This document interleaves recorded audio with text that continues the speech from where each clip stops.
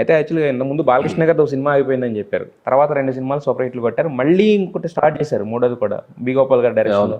మళ్ళీ అదెందుకు అయిపోయింది సార్? అంటే ఏంటి అసలు? స్క్రిప్ట్ దగ్గరే మేము ఒక స్క్రిప్ట్ అనుకున్నాం, అది లైన్గా చాలా బాగుంది, పూర్తిగా రెడీ అయ్యేసరికి ఎక్కడ ప్యాచప్ అవ్వట్లేదు. సో బాగాలేని కథ తీసి ఫ్లాప్ చేసుకోవడం దేనికని సింపుల్గానే విత్డ్రా అయ్యాం.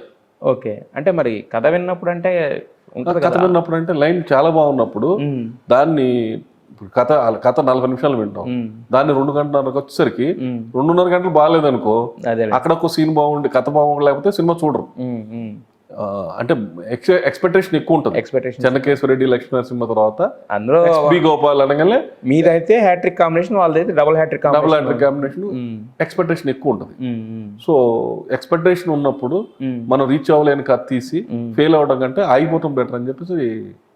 అది చాలా కాలం అయింది కదా స్టార్ట్ అయ్యి, అంటే మళ్ళీ ఇంతకాలంలో మీకు ఎప్పుడు దొరకలేదు అంటే బోయపాటి వీళ్ళందరూ కూడా మీకు తెలుసు కదా, మరి ఇంతకాలం ఈ జర్నీలో ఎక్కడా కూడా మీకు మంచి కథ దొరకలేదా బాలయ్య గారితో చేయడానికి? ఇక కుదరలేదు. ఇంకా ఆ టైం తర్వాత మా అబ్బాయి హీరో అవటం, ఇక మా అబ్బాయి మీద కాన్సన్ట్రేషన్ చేయాలి, మా అబ్బాయి సినిమాలే చేయాలి. సో ఎప్పుడు కాన్సన్ట్రేషన్ చేయలే. నేను 9 years వీళ్ళని ఫస్ట్ ప్రమోట్ చేసుకోవాలి, వీళ్ళు పెద్ద హీరోలు అయితే తర్వాత నేను ఏదైనా ఆలోచించవచ్చు. అందుకని చెప్పి కాన్సన్ట్రేషన్ మొత్తం వీళ్ళ మీదే ఉండేది, ఫోకస్ అంతా. అందుకని నేను వేరే కథలు వింటాం, కానీ ఎంతసేపు మనకి ఈ కథలు నచ్చిన ఈ కథల మీదే కాన్సన్ట్రేషన్ చేసి వీళ్ళ కథలే విన్నాను. అంటే యాక్చువల్గా ఇప్పుడు ఇన్ని సినిమాలు చేసిన మీకు ఇప్పుడు జనరల్గా ఏంటంటే ఇండస్ట్రీలో చాలామంది ఉన్నారు, వాళ్ళ పిల్లలు చేస్తున్నా కూడా వీళ్ళు ప్రొడక్షన్ చేయడం కానీ అవన్నీ కూడా మీకు ఈజీయే కదా ఒకప్పుడు. అంటే మీ ఇప్పుడు పెద్ద అబ్బాయితో చేశారు ఫస్ట్ సినిమా అల్లుడు సీను, పెట్టిన దానికి రిటర్న్స్ వచ్చినాయి. సో నెక్స్ట్ ఇంకా వేరే వాళ్ళతో చేస్తున్నప్పుడు కూడా మీరు చేసుకున్న డిస్టర్బెన్స్ ఏముంటుంది సార్? అంటే ఇప్పుడు కథ అంటే ఒకటే కదా మీరు చేసేది. అంటే ఒకటి ఉంటుంది, ఇప్పుడు బయట ప్రొడ్యూసర్స్ పెద్ద ఎంతో సినిమాలు చేశారు, చిన్న ఆయనతో చేశారు. అదే మనం ప్రొడక్షన్లో ఉన్నాం అనుకో, ఎంతసేపు మనమే చేయాలి. మార్కెటింగ్ తెలియదుగా, మార్కెట్ ఎంత అవుతుంది, హీరో రెమ్యునేషన్ ఏంటి, లోపలే జరిగిపోతాయి అంతా. కాకుండా బయట సినిమాలు చేయాలి. నేను ప్రొడక్షన్ ఆపాలని ఆపాను. నేను 2015లో గంగా బ్లాక్ బస్టర్ ఇట్టు తర్వాతే ఆపాను. అంటే కాకపోతే అదే సార్ నేను అనేది, మీరు ఏమంటున్నారంటే ఇప్పుడు అంటే లోపల ఉండిపోతే తెలియదు కదా అన్నారు. ఇప్పుడు మీరు 9 సంవత్సరాల తర్వాత చేసినప్పుడు మీ అబ్బాయిలతోనే చేస్తున్నారు సినిమాలు ఇప్పుడు యాక్చువల్గా. సో అంటే ఒక మార్కెట్ అనేది మీరు ఉంటే కనుక ఇంకా క్రియేట్ చేస్తే ఇంకెక్కువ అవుతుంది కదా అది మార్కెట్. ఇప్పుడు మళ్ళీ ఎక్కువ చేయొచ్చుగా, పిల్లలతోటి మనం చేస్తే ఇంకెక్కువ క్రియేట్ చేయొచ్చు. సో 9 ఏళ్ళు ఆపడానికి కారణం అది ఒక్కటేనా, ఇంకేమన్నా ఉన్నాయండి? ఇంకా వేరే కారణాలు ఏమి లేవు. అయితే అప్పుడప్పుడు అంటే కొన్ని వివాదాల్లో మీ పేరు రూమర్స్ కింద వచ్చింది, కానీ ఎక్కడా కూడా మీ పేరు ఫుల్ పేజ్గా ఎక్కడ ఇది జరిగిందని రాసేది లేదు.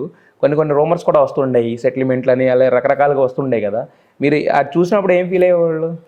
అంటే ఖచ్చితంగా అవన్నీ పిచ్చి, ఏది ఒక్కటన్నా ప్రూవ్ చేసుకొని చేసినవి లేవు. ఇక బెల్లంకొండ అనగానే ఏదన్నా అన్న నిజమే అని నమ్మే రోజులు అవి.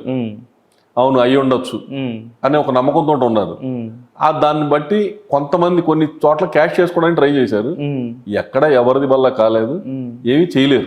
ఎందుకని అంటారు? ఇండస్ట్రీలో ఇంతమంది ప్రొడ్యూసర్లు ఉన్నారు, ఇంతమంది ఉండగా మీ మీద ఎందుకు వచ్చాయి అంటారు? చాలా మంది మీద వచ్చినాయి, ఎక్స్పోజ్ తక్కువ, ఎక్స్పోజ్ ఉన్న వాళ్ళ మీదకి వెళ్తాయి. చాలా మందికి జరిగినాయి, చాలా మంది ఈ మధ్య కూడా జరిగింది, కానీ అవి ఎక్స్పోజ్ అవ్వదు. మన వల్ల కొంచెం ఎక్కువ ఎక్స్పోజ్ చేస్తాం. మరి అది అంటే మీకున్న అదృష్టం భావించాలి. అంటే మీరు మంచి చెడు రెండు బాగా ఎక్స్పోజ్ చేస్తున్నారు కాబట్టి అది అదృష్టం. తప్పులో అదృష్టంలో ఫీల్ అవుతుంది. జనరల్ గా హీరోలకు మాత్రమే గ్లామర్ ఉంటుంది, వాళ్ళకి మాత్రమే ప్రెజెన్స్ ఉంటుంది. మీకు నిర్మాతల్లో మీకు ఒక మనకి స్పెషల్ ఉందని చెప్పి స్టేజ్ ఫీల్ అయ్యాను. ఏం తప్పలేదు. కానీ ఓకే, ఒక 3.5 years బ్యాక్ 2 years బ్యాక్ కూడా ఒకటేదో అలిగేషన్ కూడా వచ్చినట్టు ప్రెస్ మీట్ పెట్టి 4 years బ్యాక్ ఒక ప్రెస్ మీట్ కూడా ఏదో పెట్టి క్లియర్ చేసుకున్నట్టున్నారు. చేసుకున్నా ఎక్కడ వాళ్ళు మళ్ళీ తర్వాత అడ్రస్ లేరుగా. ఇప్పుడు ఏదన్నా తప్పు చేస్తే ఏదైనా మళ్ళీ శిక్షించాలి, కేసు పెట్టాలి, ఇవన్నీ నిలబడాలి కదా, ఏమీ లేదుగా.